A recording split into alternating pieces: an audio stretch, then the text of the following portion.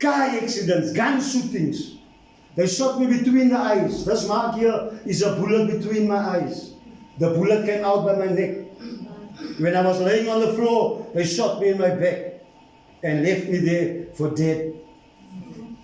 When he wanted to shoot his third shot, I was looking up. Courtney was still very young that time. I looked up and he could have finished in his firearm jam. If his firearm didn't jam there, I was certainly gone.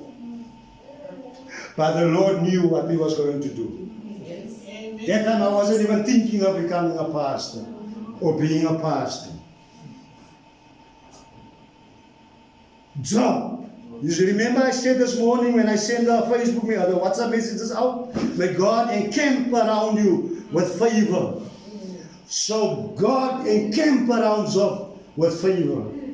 And even after that they've lost many things, after they've lost everything, his sons, his daughters, his wealth, his health, God restored Job with a double portion. Just a double portion this morning.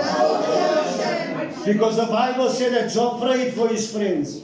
I pray for you this morning that everything that you have lost, may God restore you double portion this morning in the name of Jesus. But you see, this morning we need to have that intimacy with the Holy Spirit. We have to put time aside so that we can build up that relationship with the Holy Spirit. Because we as believers, He is there to empower us, to guide us, to help us this morning. He is the anointed one. Okay, when you lack joy in your life, when you lack peace in your life, it is the Holy Spirit that will come and that will impart these things in you. But because we're not taking time and spending time with Him, we do not receive what is ours this morning. Do you know that you walk this morning in power and in authority? My Lord, there's so many things about the Holy Spirit. When your life seems dark, when your life seems this morning void, it feels empty. When it seems dark unto you this morning, then you need to call on the Spirit of God.